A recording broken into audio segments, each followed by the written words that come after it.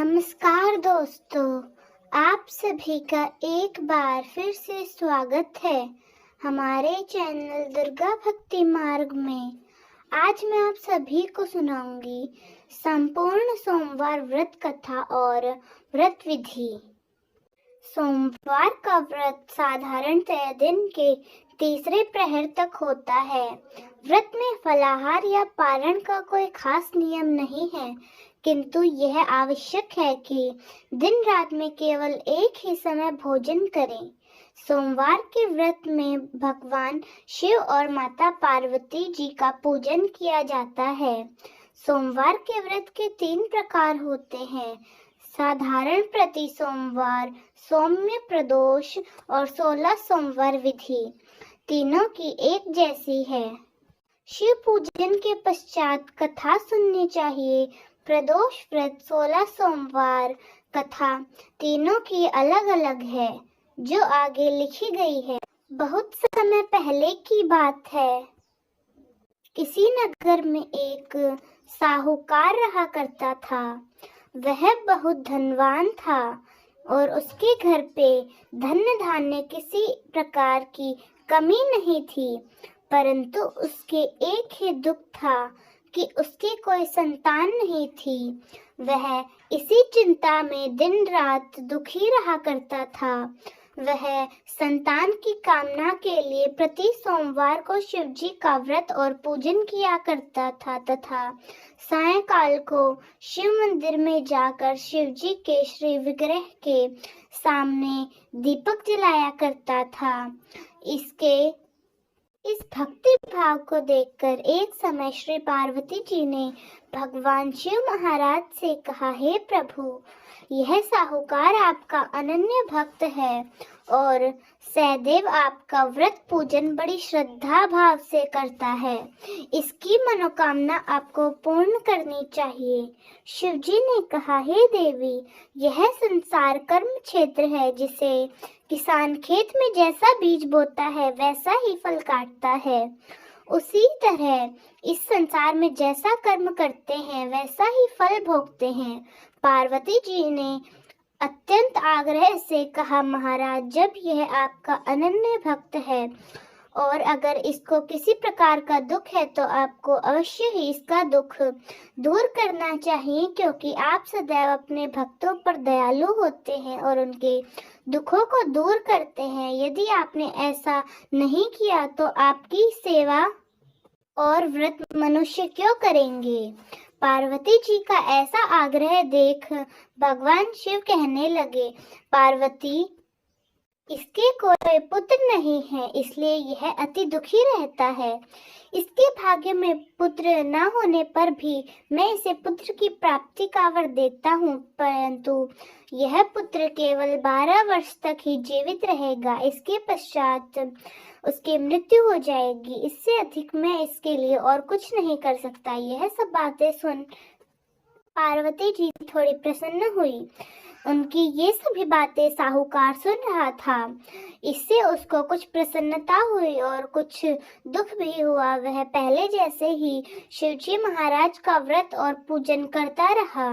कुछ काल व्यतीत हो जाने पर साहूकार की स्त्री गर्भवती हुई और 10वें महीने उसके गर्भ से एक अति सुंदर पुत्र की प्राप्ति हुई। साहूकार के घर में खुशी की लहर दौड़ पड़ी, परंतु साहूकार ने उसकी केवल 12 वर्ष की आयु जानकर कोई अधिक प्रसन्नता प्रकट नहीं की और न ही किसी को इसका भेद बताया। जब यह बालक 11 वर्ष का हो गया तो उस बालक की माता ने उसके पिता से विवाह आदि के लिए कहा। तब साहूकार कहने लगा, अभी मैं इसका विवाह नहीं कराऊंगा, अपने पुत्र को काशी पढ़ने के लिए भेजूंगा। फिर साहूकार ने अपने साले अर्थात बालक के मामा को बुलाकर उसको बहुत सारा धन देकर कहा, तुम इस बालक को काशी जी पढ़ने के लिए लेकर जाओ और रास्ते में जिस स्थान पर भी जाओ यज्ञ करते और ब्राह्मणों को भोजन कराते जाना। वे दोनों मामा भांजे यज्ञ करते और ब्राह्मणों को भोजन कराते जा रहे थे। रास्ते में उनको एक शहर दिखाई पड़ा। उस शहर में राजा की कन्या का विवाह था और दूसरे राजा का लड़का जो विवाह करने के लिए बारात लेकर आया था वह एक आंख से काना था।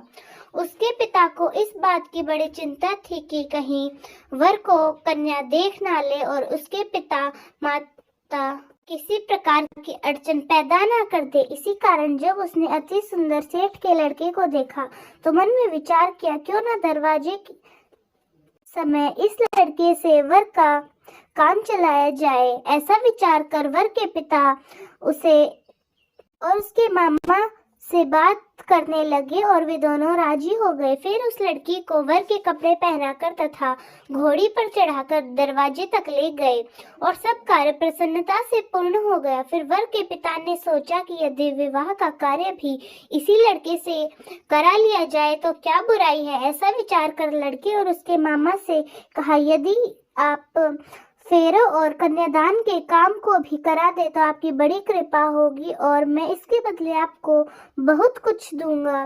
तो उन्होंने स्वीकार कर लिया और विवाह कार्य भी बहुत अच्छी तरह से संपन्न हो गया। परंतु जिस लड़के को का समय आया तो उसने राजकुमारी की चुनरी के पल्ले पर लिख दिया कि तेरा विवाह तो मेरे साथ हुआ, परंतु जिस राजकुमार के साथ तुझे भेजेंगे वह एक आंख से काना है और मैं काशी जी पढ़ने के लिए जा रहा हूँ।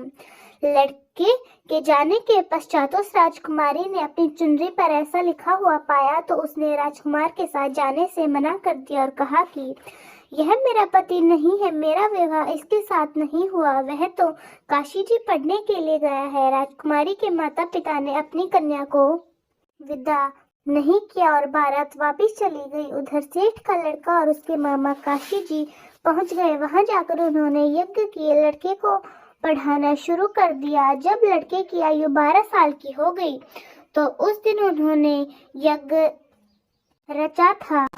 लड़के ने अपने मामा से कहा, मामा जी आज मेरी तबीयत कुछ ठीक नहीं है। मामा ने कहा, अंदर जाकर सो जाओ। लड़का अंदर जाकर सो गया। थोड़ी देर में उसके प्राण निकल गए। जब मामा ने देखा कि वह बालक मृत पड़ा हुआ है उसे बहुत दुख हुआ। उसने सोचा कि अगर मैं अभी रोना पीटना मचा दूंगा तो यज्ञ का कार्य अधूरा रह जाएगा। उसने जल्दी से यज्ञ का कार्यक्रम संपन्न कर ब्राह्मणों को जाने के बाद रोना पीटना आरंभ कर दिया। संयोगवश उसी समय शिव पार्वती भी उधर से जा रहे थे। जब उन्होंने जोर जोर से रोने की आवाज सुनी तो पार्वती जी कहने लगी, महाराज कोई दुखिया रो रहा है, इसके कष्ट को दूर कीजिए। जब शिव पार्वती ने पास जाकर देखा तो वहां एक लड़का मुर्दा पड़ा था। पार्वती जी कहने लगी, महाराज यह तो उसी सेठ का लड़का है जिसको आपने वरदान दिया था। शिव जी कहने लगे, हे पार्वती इसकी आयु इतनी ही थी, यह भोग चुका है। तब पार्वती जी ने कहा, हे महाराज इस बालक को और आयु दे दो, नहीं तो इसके माता पिता तड़प तड़प कर मर जाएंगे। पार्वती जी के बार बार आग्रह करने पर शिव जी ने उसको जीवन दान दिया। पार्वती महाराज शिव की कृपा से लड़का जीवित हो गया। शिव पार्वती कैलाश चले गए। तब वह लड़का और उसके मामा उसी प्रकार यज्ञ करते और ब्राह्मणों को भोजन कराते अपने घर की ओर चल दिए। रास्ते में वही शहर आया जहां उस लड़के का विवाह हुआ था। वहां पर आकर उन्होंने यज्ञ करना प्रारंभ कर दिया तो उस लड़के के ससुर ने उसे पहचान लिया और अपने महल में ले जाकर उसकी बड़ी खातिर की। साथ ही बहुत दास दासियों सहित उसका आदर पूर्वक लड़की और जमाई को विदा किया। जब वे अपने शहर के निकट आए तो मामा ने कहा, मैं पहले तुम्हारे घर जाकर खबर कर आता हूँ। जब उस लड़के के मामा घर पहुंचे तो लड़के के माता पिता घर की छत पर बैठे हुए थे और यह प्रण कर रखा था कि यदि हमारा पुत्र सकुशल लौट आएगा तो हम राजी खुशी खुशी नीचे चले जाएंगे, नहीं तो छत से गिरकर अपने प्राण त्याग देंगे। उस लड़के के मामा ने आकर यह समाचार दिया कि आपका पुत्र आ गया है। उनको विश्वास नहीं आया। तब उनके मामा ने शपथ पूर्वक कहा कि आपका पुत्र अपनी स्त्री के साथ बहुत सा धन लेकर आया है। तो सेठ ने आनंद से उसका स्वागत किया और बड़ी प्रसन्नता के साथ रहने लगे। इसी प्रकार जो भी सोमवार के व्रत को धारण करता है अथवा इस व्रत को पढ़ता या सुनता है उसकी समस्त मनोकामनाएं पूर्ण होती हैं। तो दोस्तों कैसी लगी आपको हमारी आज की कहानी, कमेंट्स में जरूर बताएं। धन्यवाद। तो दोस्तों बोलिए शिवजी महाराज की जय हो।